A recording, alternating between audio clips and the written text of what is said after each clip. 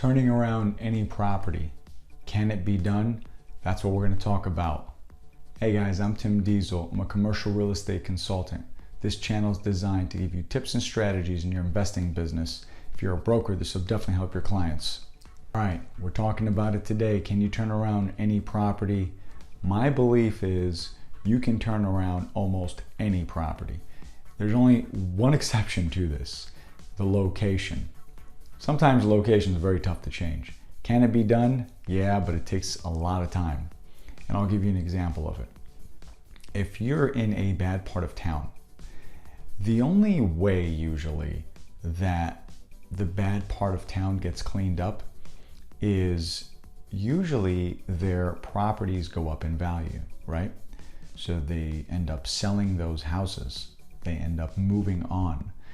Or the new person coming in might buy rundown development or whatever it is, and maybe develop better, newer things, and outpricing all the locals around there. Now this takes a while to do, so don't focus on location so much. If you're in a bad location, try not to go at that property. A bad location can ruin everything for you. So when you're turning around a property, I'm assuming that you know the location is somewhat all right. The location is not what we have to worry about, right? We're talking about the actual property itself. Now, a couple different ways to do this. Let's start with multifamily. If you have a 30-unit apartment building, or maybe even 40 or 50, it doesn't really matter. The easiest way to turn it around is by management, strong management right off the bat.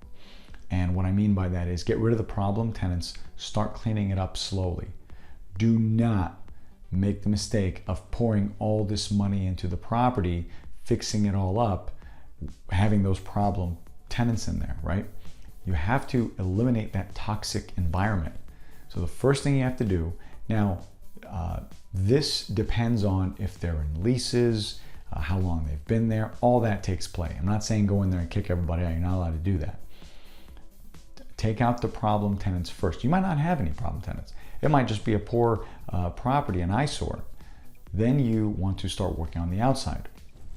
But that's, sometimes I believe multifamily can be a little tougher to change, right? Because you have a lot more units. Sometimes you have 50, 60, 70 doors. Now, if we're moving over to retail, you might only have anywhere from 5 to 10 to 15 shops. So it's much easier. The only challenge is if those leases are long, if those leases are 5 years out, 3 years out. So you have to obviously plan for that. Same thing with office, right? Industrial is much different. Usually. So look at it before you're buying anything. You're already asking yourself, how do I turn this thing around? Can I get this turned around? Sure you can. There's all kinds of ways to do it. But the easiest way is avoiding location now. The easiest way is to go after tenants and then the physical aspect of the property, stabilizing it, right? Then you're gonna work backwards and see what else you need to do. Is the financing okay? Did you get a bridge loan to get this thing going? Now we gotta stabilize, get some solid financing in there for the long term. The way I learned this was the hard way, actually. And what happened to me when I bought a property, I thought I could do exactly what I'm telling you not to do. And my property was in a poor location. And I thought, no big deal. I'm gonna make it so beautiful, so pretty.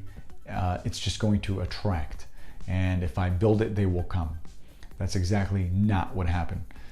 No matter how nice, how pretty it is, the tenants going to inspect the property, going to look for their future, right? Because they're gonna live there.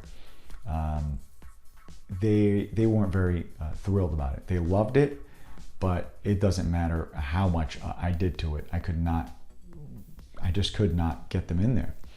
So it really depends on what you're doing to the property. Now, if the property's in a great location, right? Let's say all that is fine. What you want to do is after you get it nice, get it pretty, that kind of things, the idea to a new tenant that there's a lot of good tenants around them, that has value on it. Nobody talks about it, but it really does.